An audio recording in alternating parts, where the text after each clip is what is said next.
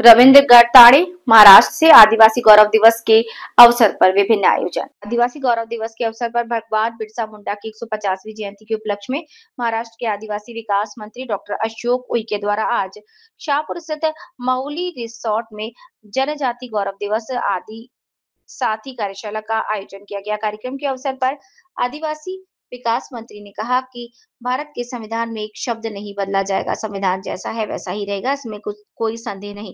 कुछ लोग जानबूझकर झूठी अफवाहें फैला रहे हैं, उन पर विश्वास ना करें। रोजगार उपलब्ध करने के उद्देश्य से तनसा पैतरना अभयारण्य में एक बड़ा पर्यटन स्थल बनाए और यहाँ पर आदिवासियों को रोजगार देकर शिक्षित और समृद्ध बनाने के लिए हमारे कार्यकर्ताओं द्वारा कई योजनाओं का क्रियान्वयन किया जाएगा।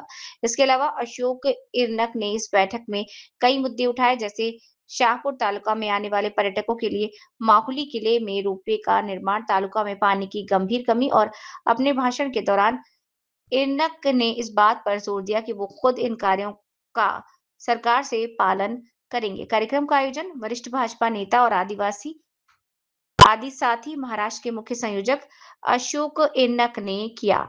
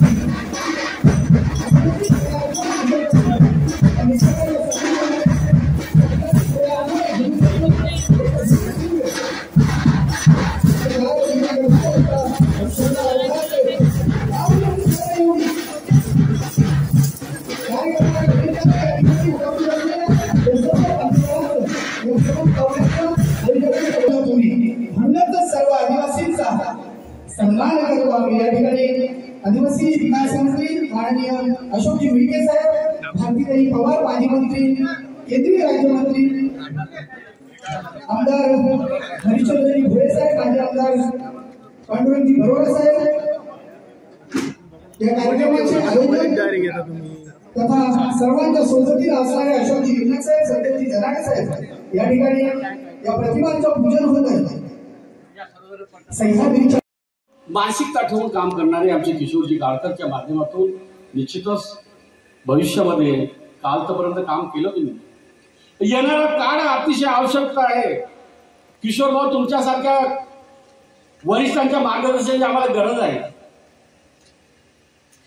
नाही तर हे आदिवासी कधीच येत नाही, हे येत नाही, हे येत नाही। आमचं थोडं वेगवेगळं असतं, म्हणून मनाला लावलं एक तीर एक कमान, आणि त्यासाठी यासाठी मनाला लावलं मी, नाही तर असं बरंच कारभार असते।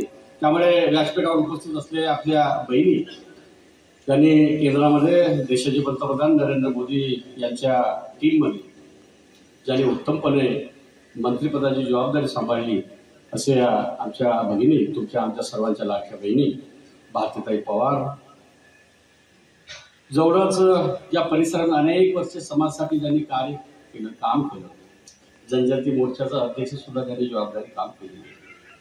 नाही म्हणता म्हणता शेवटी का होईना, पण ते आता मला वाटलं ते पण संपलं सर, मध्ये आता काही जमत नाही। अरे म्हणलं घाबरू नको।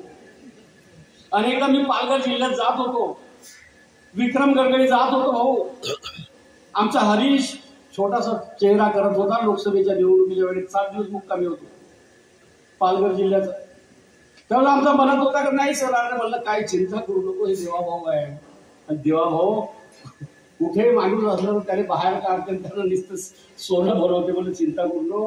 तर ज्याने आमदारकी पदामध्ये विक्रमगडमधून विधानसभा मतदारसंघाचे आमदार झाले असे आमचे हरिजी भोयेसाठी एकदा सर्वांनी टाळ्या वाजवाव्या अशी अपेक्षा करतो।